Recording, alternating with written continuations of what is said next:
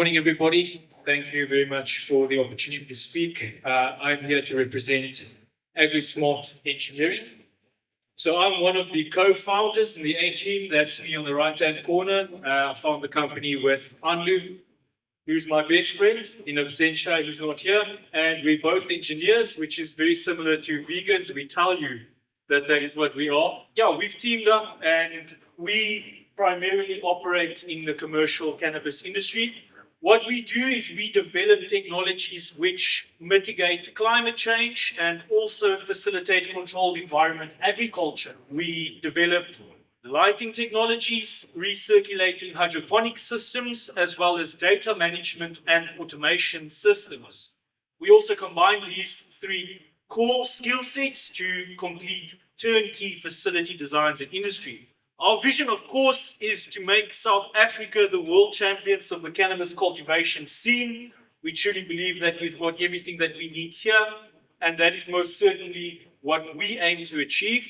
And today, I want to relay some industry insights that we've seen to help you guys who are at the coalface of the industry to set yourself up for success. So the topic of my presentation today is the technology selection framework for cultivation. Essentially what that refers to is it is a snapshot of your production efficiency. It is a deliberate curation of infrastructure, which of course underpins your prospects of commercial success. I would go so far as to say that it is the only line of defense for the existential threat to our cannabis industry. What might that be? It sounds pretty ominous. I think everybody here knows it is energy security. Unfortunately, if you look on the graph here on screen, this is the cumulative load shedding hours per year, and by the middle of June 2022, we had already exceeded the previous records from previous years. And this is old data, so you might ask yourself, you know what, is this getting better? Well, the answer is no, it's not. Unfortunately, we've had a few really undesirable records and achievements, like having load shedding for over 100 days. And when you look more frighteningly on the graph to the right, you'll see that in the 2023 here, we had already doubled the amount of load shed. So, almost 20,000 gigawatts. And by 2024, this will most certainly also pretty near double. So how can your technology selection framework safeguard you against this existential threat? And moreover, what is it? Well, let me demystify that for you guys. Essentially, the technology selection framework is what we use to set up controlled environments in agriculture. So, briefly, we are talking about your environment, we are talking about your irrigation and fertigation, we are talking about your monitoring and control, and then most importantly, we are talking about lighting. So let's start with the first things first. What is light? Light is electromagnetic wavelengths of radiation. They are transversal waves, which essentially means that these peaks and these troughs are orthogonal or perpendicular to the direction they're moving in, or the direction of the disturbance. They are also particles at the same time. I'm sure you've heard the word the duality of light. So light exhibits wave-like and particle-like behaviors at the same time. We can go even further to qualify light by saying that each wavelength gives the light a unique characteristic. It gives it a unique amount of energy, and that is exactly what we use in industry to qualify light quality. You'll see here, this is the electric field, and this is what we can see. And when we speak about in a horticultural sense, is photosynthetic active radiation, or POP. And that refers, I'm sure you've heard the buzzword, to the wavelength that contribute to photosynthesis. So the next things I have to go through is what is BPFD and DLI? Well, quite simply put, now we're talking about the particle-like behaviors of light. And you can almost think of them as little droplets, okay? And this PPFD stands for photosynthetic photon flux density. So flux is an amount over an area per unit time. So if you had to imagine that you're catching the light particles as they fall, like you're doing here, that would give you an instantaneous idea of what the light energy is. And of course, we're talking about the light quality in the photosynthetic active range. And when you sum that up over the entirety of a day, you get what you call your daily light integral. And that essentially is a measure for the amount of energy, more specifically light intensity, that your plants actually use for photosynthesis. So, photosynthesis literally translates to building with light. I think one of the most understated and amazing things is that plants get their energy straight from the source, the big grow light in the sky. So this is where the magic happens. It's essentially a two-step system. When we look at a sort of molecular level, we can see here, these are organelles, okay? And this is a chloroplast, and it is a cross-section of that, and you'll see these little things that look like hockey pucks. They are called thylakoids, and the thylakoid stat is called a granum. And this is essentially where the magic happens. We've got two types of reactions which occur. And before you wonder, why is this a biology lecture and nothing to do with engineering? You need to understand that photosynthesis actually gives us the framework we need to give context to our system designs for controlled environment agriculture. So, we've got two types of reaction, folks. We've got the light-dependent reactions and the misnamed and renamed Calvin cycle, the light-independent reactions. They used to be called the dark reactions, but they don't happen in the dark. They happen independently and at the same time. And understanding these processes is the key to understanding how you need to curate your infrastructure to essentially hack this process. And that's where we come in. Okay? So, how do we understand this to set ourselves up to deliberately curate our infrastructure to give ourselves a chance to be successful in industry? Well, first of all, we need to understand the light harvesting mechanisms.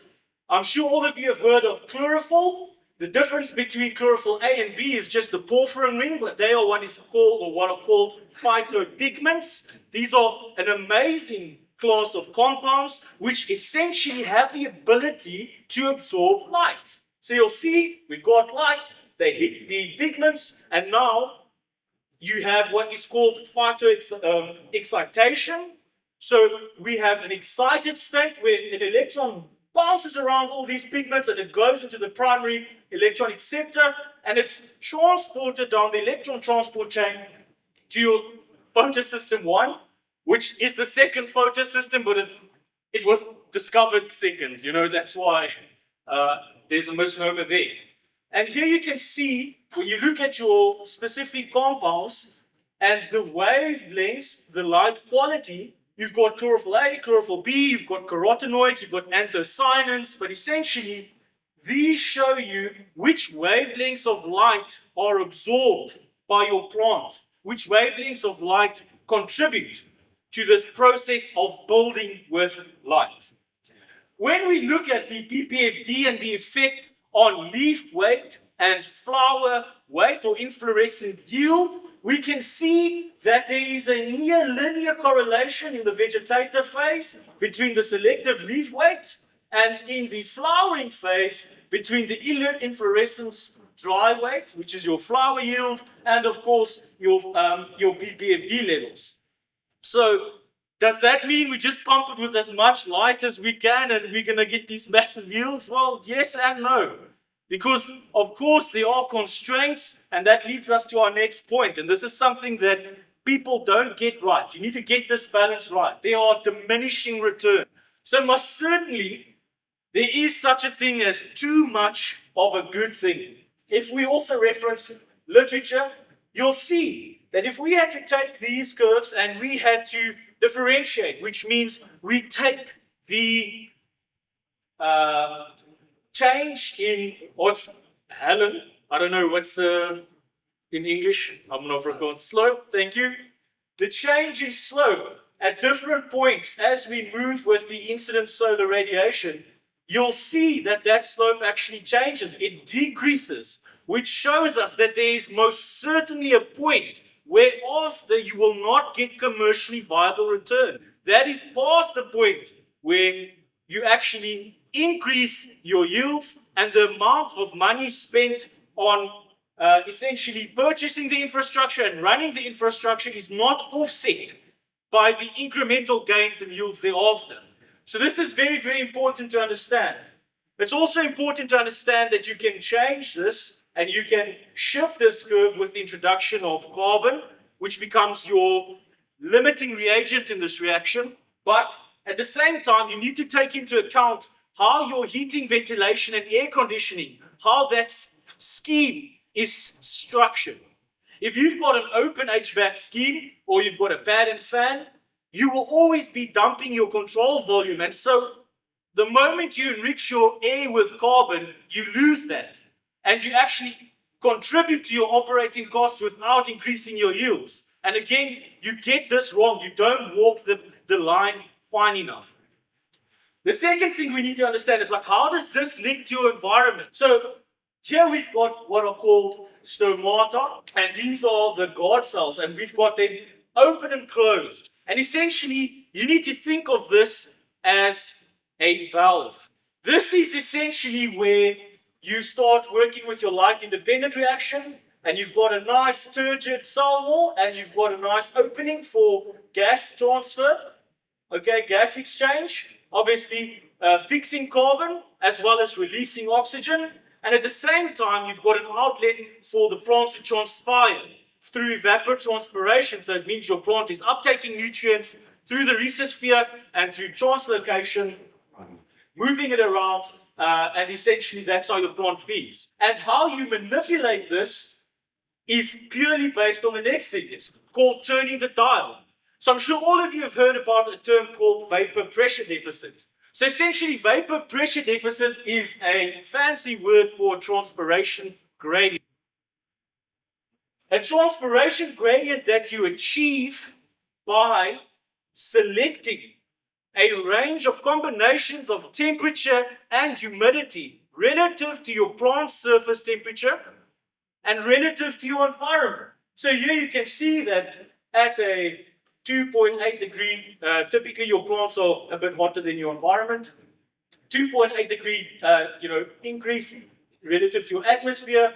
This green range is where you would want to be for your veg and early veg and prompt, your later veg, and then your flower. Anything in the red here means that your cells are closed. There's no gas exchange. You can't fix carbon. Your plants can't sweat. They're not eating. They go on hunger strike.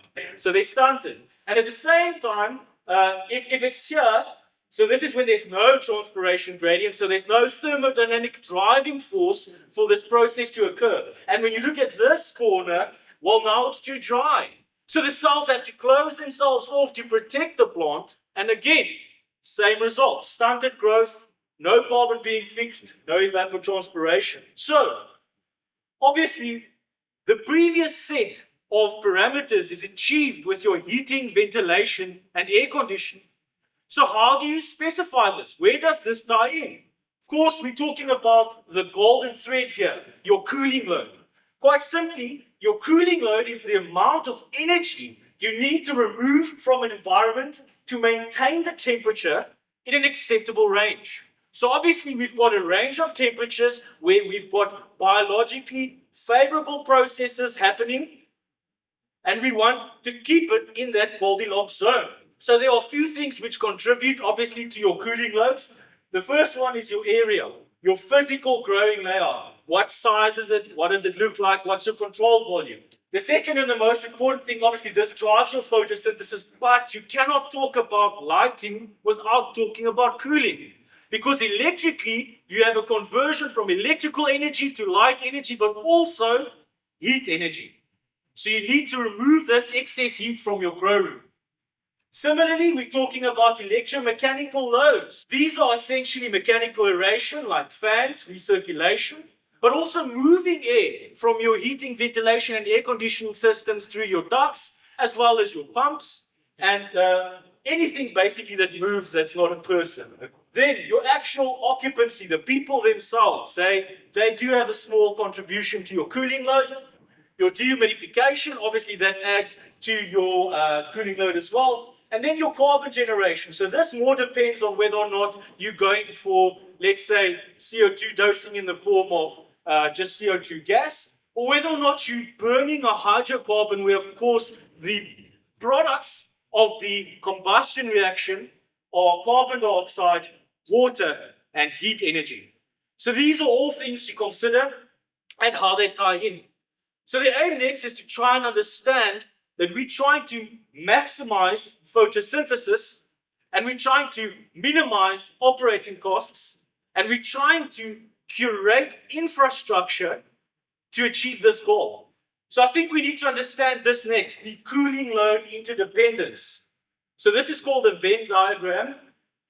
And essentially it shows overlaps in between areas. And here we've got dehumidification, carbon generation, and electromechanical loads, which are three of the largest contributors with your lighting, obviously, to your cooling loads. And here we show the dependence between them. So your irrigation drives your dehumidification, your evapotranspiration. The same, it drives your carbon generation.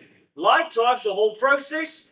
Your dehumidification is linked to your HVAC, it's linked to your electromechanical loads. Obviously, how you move that air, whether or not it's a closed or open loop cycle, how much of that is fresh makeup air, how much is lost. And of course, the same thing with the carbon generation. For the example I mentioned earlier, if you're putting CO2 in your environment, if you're enriching your carbon, but you're just bleeding your controlled volume, you're not achieving your goal. The next thing I want to show you guys is how this relates to your power consumption, because now we're starting to get into the nitty-gritty of your bottom line.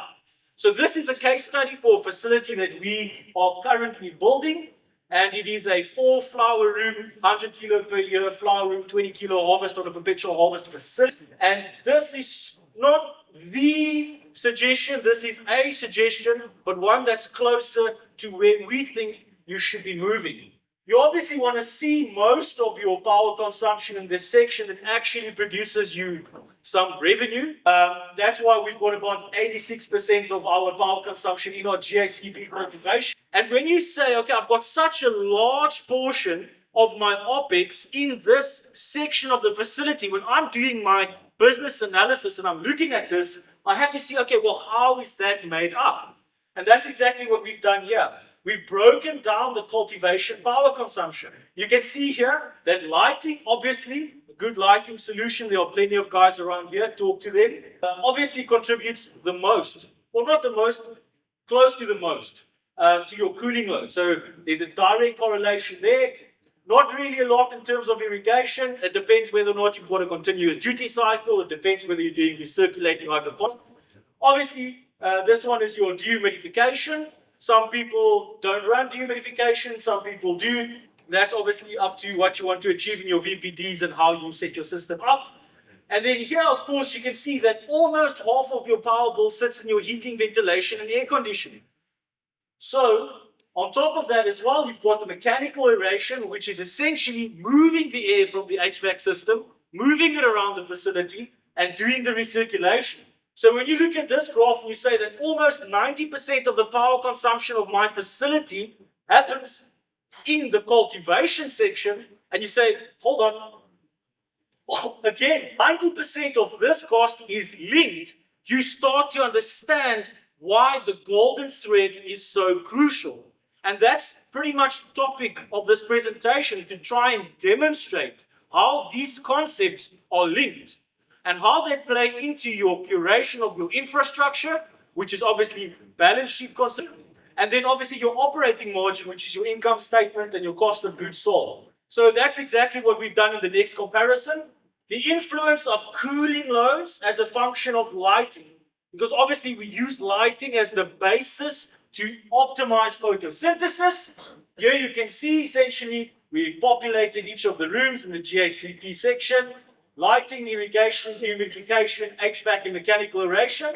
Your daily power consumption, of course, is your duty cycle times your peak power draw of that piece of equipment. You'll get an amount of energy used per day.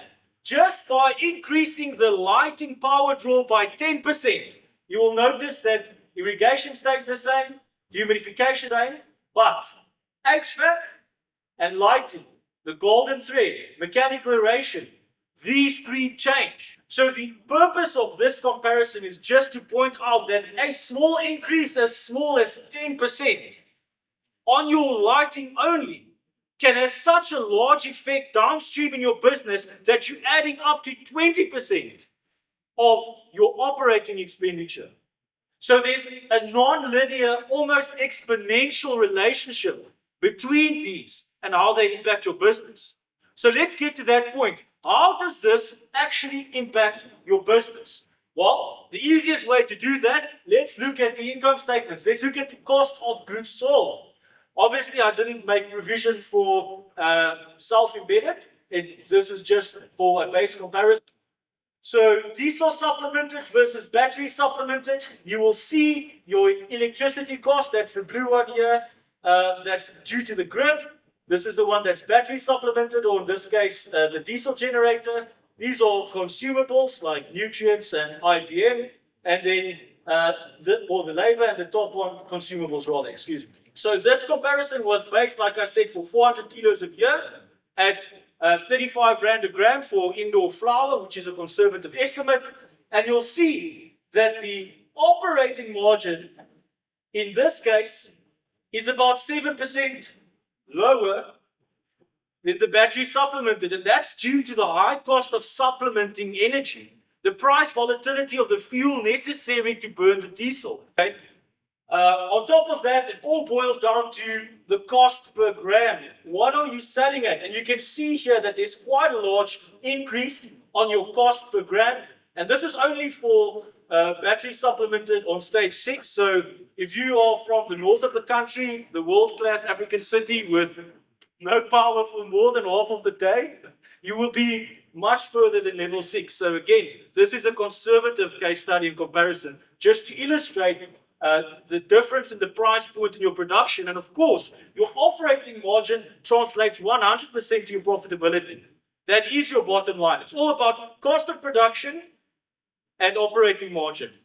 And that, of course, is relative to your capex, which is tied into your deliberate curation of infrastructure. So that's exactly what we've done next.